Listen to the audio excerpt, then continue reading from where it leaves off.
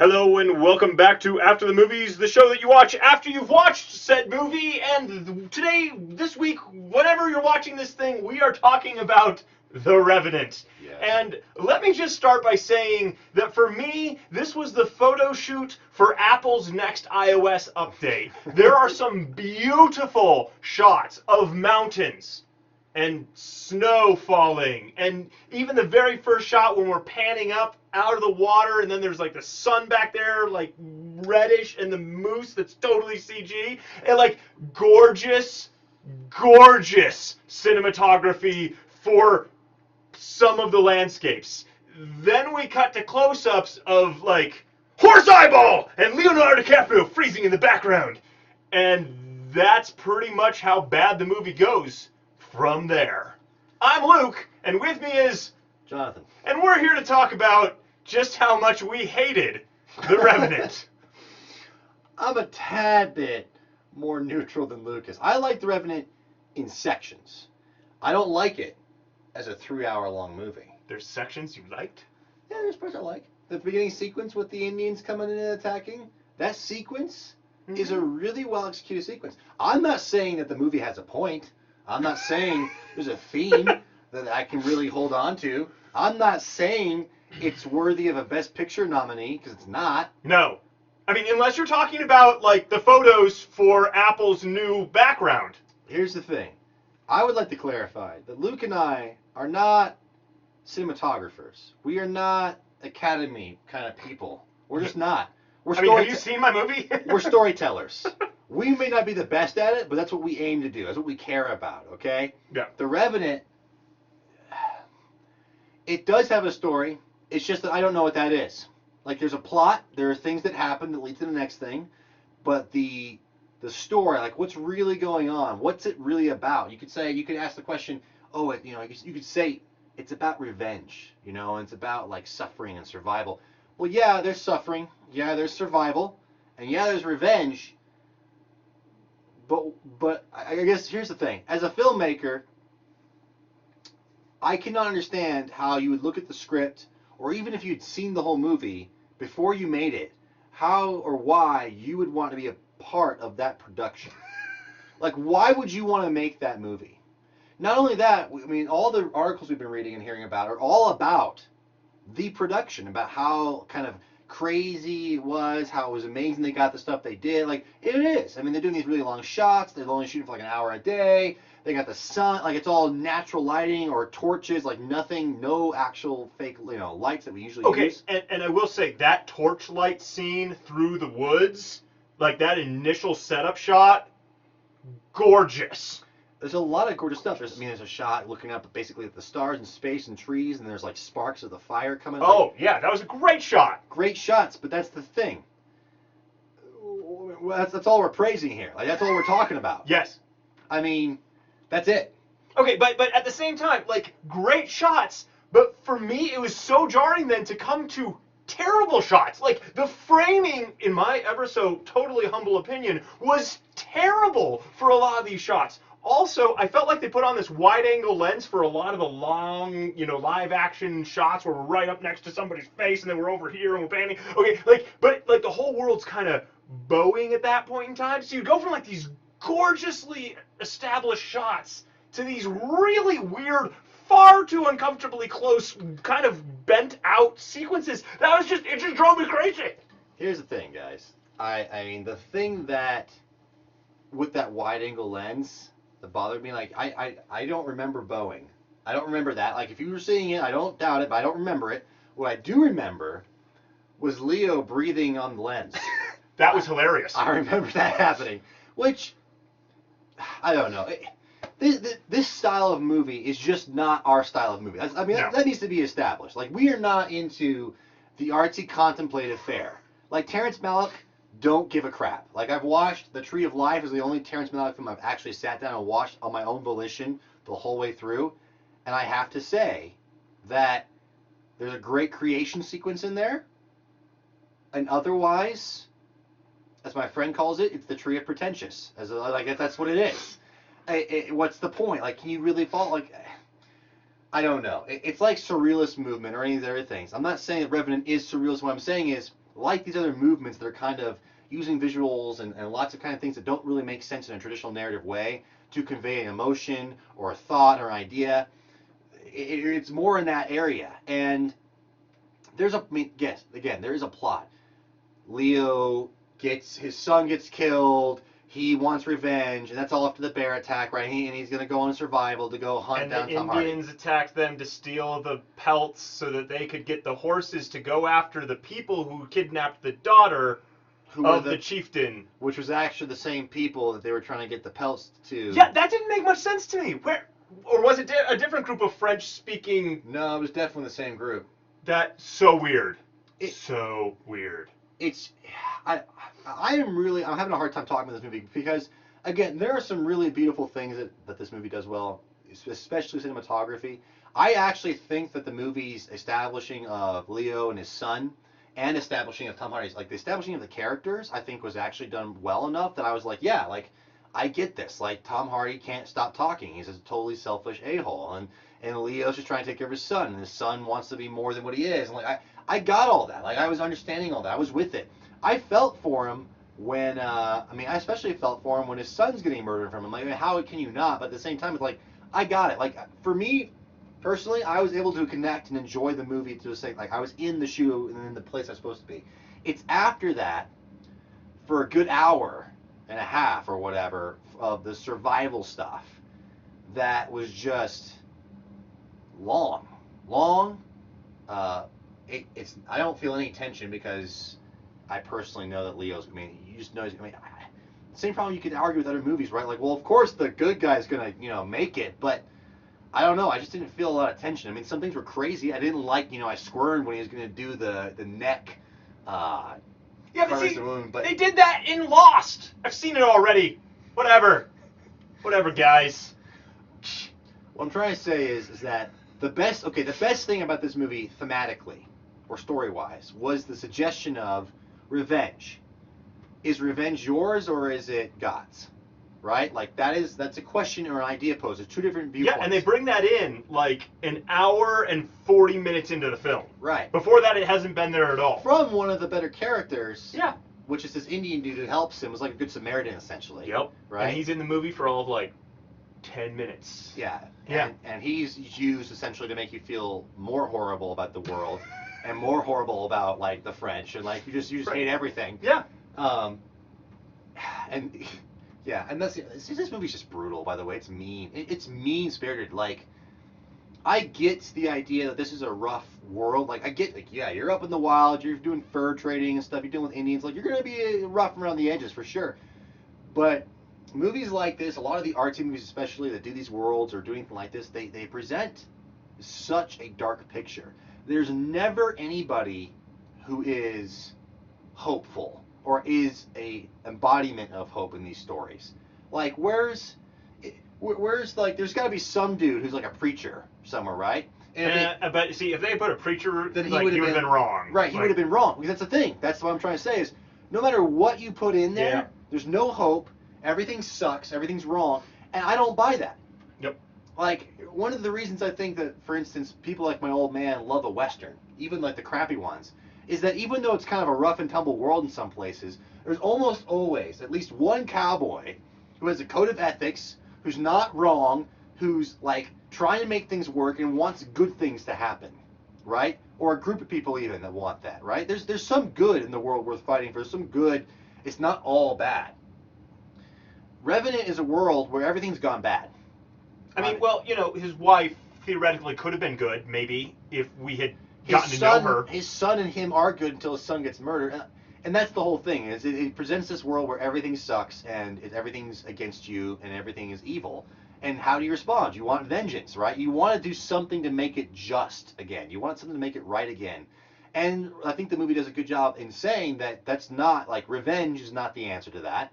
That is not the answer. At the same time, the movie presents the question of, God does vengeance or I do vengeance? And it then says, Leo himself vocalizes, well, God should do vengeance. I shouldn't take vengeance. Literally, he says, God should do vengeance. And then the way he lets go of that is he pushes him into a river to the Indians he has already seen that he knows are going to kill him. That is not grace or mercy or even deciding that it's deciding that I won't pull the trigger. It's saying I will make someone else pull the trigger in 3 seconds. Yeah. That's what that is. There's nothing. So their theme falls apart in a regard. Once that's what they're trying to do, right? And the theme's cloudy as it is. When the movie ends and Leo's been like looking all crazy and like looks at you, breaks the fourth wall for the first time ever in the movie. That's the kind of thing that reminds me of an attempt like an Inception, like, and not even Inception, but just like on the same level where it's, I feel a question's being asked, right? Inception says, and what about this? And then it cuts to black. Yep. Right? Which is brilliant. Right? Yep. That works in Inception.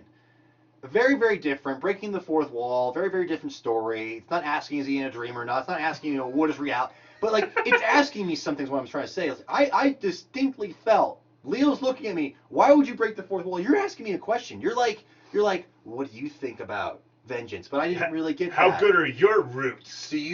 How do you feel about Indians? What happens when someone gets shot and a bird pops out of their chest? Which for me, speaking of surrealism, is the moment that lost me. I could not handle the movie once the bird popped out. It's a fever dream, and that's the thing. It's excused by the fever dream thing, which is the same thing as Aragorn in Lord of the Rings: Two Towers, where he's like passed out. He's got the whole vision of floating girl Arwen over. Yeah, no, stop it.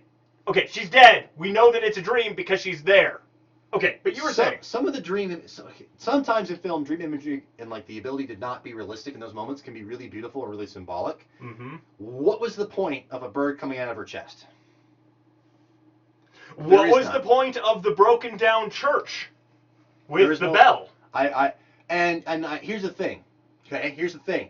I've been to film theory. I've been a film critic. All right, I can do the crap in film school that everyone does, where it's like, well, the mission is actually broken down, you see, which is like, it's representative of his internal faith about like God and humanity, and it's broken down. And if he could just have his son back, then maybe the faith would come back to full Except fruition. for his son is a tree. But his son's a tree, which means that the faith is not really there. In fact, it's overgrown by nature, which he's having to fight against. And if you had good roots, then you're wind in the tree. Okay, if that made sense to you, I want you to understand, I'm BSing. Okay? I thought of that as I said it 5 seconds ago. All right? Now, that might be, like, maybe it's what they were going for. But the thing is, it's not clear. It's not well established. And what's the reason behind it? This movie is a gorgeous movie. But why go on that journey? Why? Leo looking at me at the end. What do you want from me? What are you asking me? What do you want me to contemplate? It doesn't have to always be a happy-go-lucky story. It doesn't have to be a terrible story. It has to be a story. It has to have a theme, in my opinion. And we need to connect with it. And what I find in reading articles, this currently has an 81% on Rotten Tomatoes, which blows my mind. But the story that seems to be capturing people's attention is just how difficult and insane this production was. And that is insane. Like, what they did was crazy. And, like, kudos to them for the quality of production. And man, I wouldn't want to go freeze my butt off up in, Alaska and Canada and whatever. I wouldn't want to do that. I wouldn't want to go wash downstream. The fact that, like every time in the movie when they like fill up their water bottle in the stream, I was just like, like every time. So that's crazy. But that does not make the movie. That's the movie making process. And people are falling in love with what they did to make this movie, which just goes to show that storytelling, whether outside of the film or inside the film, can dramatically change how people feel about your film. But honestly, I would have preferred, as the movie-going audience, to have actually gone on a journey through the film rather than learning about what they did for the film and then being like, well, I guess that's sufficient because I have no real feelings for this movie at all. In fact, for me personally, by the end of the movie, when they start chopping off fingers and we're way too close with our wide-angle lens and we're stabbing each other's legs and whatever else, I burst out laughing in the theater because it was so completely ridiculous and I was so done with how dumb this whole thing was. My experience was a little different. Like I said, I'm a bit more neutral. I like the movie in chunks. Like I don't necessarily mind that sequence by itself. Like it's not necessarily a bad sequence. Like it's well done, and like I feel the brutality of it. Like people getting their fingers chopped off, like that's freaky. but I understand where you're coming from. Like, the thing is, it's not that it's just like, it's not that in of itself is stupid. Like Walter Murch's theory about editing. The problem is not necessarily the thing you're looking at and you're laughing at. The problem is earlier. It's something more, right? And that's the thing here. I yawned in the movie. I straight up yawned a few times because I got bored and tired, okay? What's the point? What am I supposed to be clinging to? I have nothing. Now, again, these kinds of films, even Birdman is another kind of artsier film, right? I've seen Birdman. I actually kind of enjoy Birdman. I get Birdman. I'm not saying it's my favorite movie of all time, but I understand Birdman, okay? The same like team, a director and cinematographer, right? But Birdman is, while it's got an ending that's strange and there's different theories and stuff about it, I understand exactly why they did the shots they did. I understand exactly what was being conveyed by the entire experience. I understood what the character was going through, what he was struggling with. I understood what the other characters were doing and what they were struggling with to some extent. And you may think it's laughable or stupid or whatever, but you could understand it. You could get it. And it was something that there was a journey going on. There is a journey in The Revenant. I'm not going to deny it. There's definitely, again, he travels. He goes a long way. He suffers. He crawls for quite a while. He suffers. He's got a vengeance problem. I get all that, but I didn't need it to be 3 hours. I didn't need it to be done the way it was. I don't think that the conclusion of that question, that journey, was at all satisfying or even interesting, or even asking me a question. Yeah, it really it was. Just kind of did stuff. And again, yeah, if your biggest articles and all the love you're getting from people is essentially about how the production was so good, that is not good on your film. That just means that is attention away from your film. Remember, we're in an art form as filmmakers. We are in an art form where the entire idea is to be invisible, right, and to let you go on an experience. Yep. Right, and you are not thinking about how they did it. You are thinking about the character and what they're going through. You are connecting. Yep. You might be Marvel. You might have spectacle, but it's spectacle. You're oohing and ahhing, and you're thinking, how did they do it? I don't even know, but where we're going over here. That's what filmmaking can be, and often I think that's what the point is. It's storytelling. You're getting lost in that world. Mm-hmm.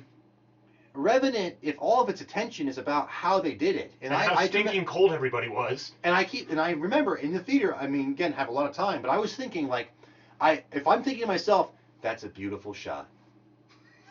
If I'm thinking that to myself, which I was, right, and I did. Is it better to be thinking that's a beautiful shot, or to be thinking, oh my goodness, is he gonna take vengeance or not? How is he going to get through this? And there are moments where I'm wondering that, but they especially in the middle of the second act especially, few and far between.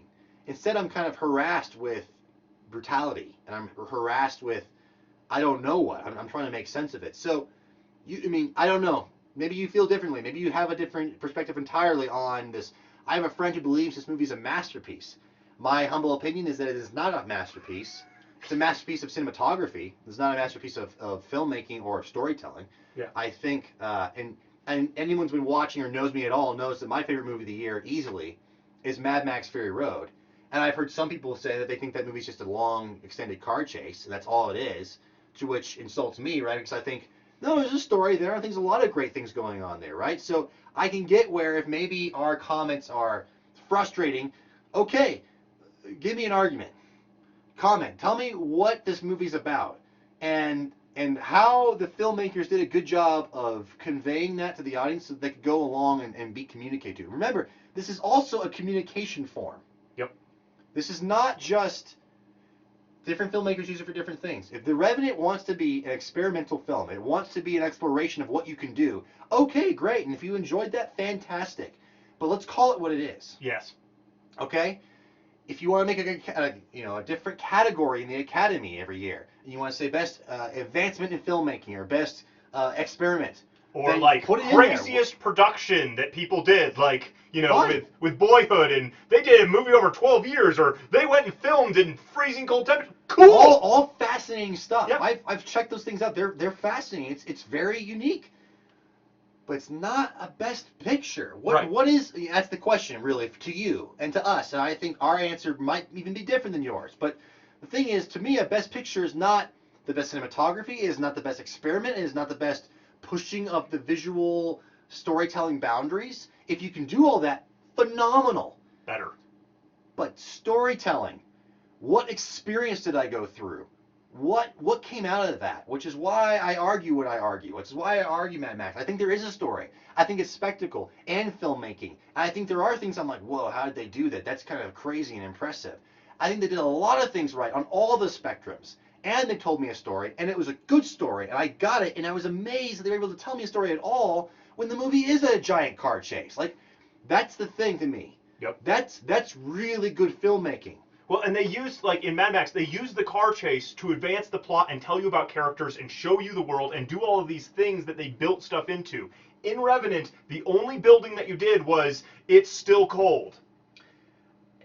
Again, even if you're trying to make a nature versus, like, human, any of the things that you might be thinking about thematically are just given to you by the Vision Quest dreams, right, of your roots, right, the Storm of the Roots, which was a beautiful motif and was used well when his son was murdered. Like, I get it. I was into the movie until after his son was murdered. When he had to start surviving on his own, I wasn't following anymore. I didn't understand what we were doing anymore. I didn't understand what the themes. You're going to give me a long shot to contemplate. What am I contemplating? What, you haven't asked me a good enough question. You had better questions earlier, and you had more going on. So what are you doing? And that's my problem, okay? So we obviously didn't think it's that great. We don't think it's a best picture. Definitely not. We just don't. Especially when you go from he gets mauled, so he has to crawl, but then once he's had a dip in the cold river, now he can walk, and then once he's fallen off the 150-foot cliff into the tree, now he can walk better than he ever has before. And I've just got to say, I thought they smelled that on the outside moment was like, I don't know. That was another moment where I was like, why is this in this movie? I just don't understand. It's hard to comprehend. It's hard to talk about because, yeah, well, I mean, the horse thing, okay. If we're talking, I know you just talked about, like, the logical fallacy. Like, there's a lot of those, okay? It's a movie. I gather that, okay? And I would be willing to give the same grace I would give Mad Max, which has many of the same sort of, like, how could she do this or that? The difference is again, from our experience at least, going to the movie, I was asking some of those questions in the movie. I never asked those questions in Mad Max. Right. Or even Star Wars. Yep. Granted, World different. And they're different worlds, and we kind of expect different things. But the Revenant's in the world is supposed to be realistic, and it's all shot in a way to make you feel so, like, long shots and really. And if you're going to do that, I mean, my first problem was Leo survives with a blanket, right? He can't move, but he's got a blanket over him, so they keep him alive by the fire. He then gets buried alive, and I actually bought it. I was like, okay, so he's got some dirt on him. Maybe he's insulated just enough that he survives. Then he goes to his dead son's body and says, I'm not leaving you, and sleeps through the night. Which when you fall asleep in those conditions, I'm not an expert, but that typically is like... They generally say, don't fall asleep. If you feel like you're going to fall asleep, stop it, because you're so cold, you're going to freeze to death. Yep. That's the first of those kinds of problems, and I actually thought about them. I mean, which means we're not in the movie anymore, and that is a problem. Yeah, it's hard. I mean, do you want to talk about the music? Like, cause the music. I'll say this about the music. Okay, I actually looked up the score. I kind of enjoy some of the things in the score, but there's actually a Revenant main theme. It's called the Revenant main theme. But I would say this. When I first came to the movie, I was telling people that I felt like the music was a good indication of what this movie was, which was that it didn't really have a theme. Because every blockbuster, I know you might be sick of blockbusters, whatever. Every typical movie, every blockbuster has a theme. It has a score theme. Now, you may not care, you may not remember it, it may be stupid, but it's still there. It's going to be there, okay? It's going to have a melody line and everything. This is a movie where the main theme is essentially a few notes drawn out with lots of space in between. I kid you not. Like, and it's not a bad note progression. It's not a bad musical thing. It definitely gives you a certain vibe when you're in the movie, and I think it fits.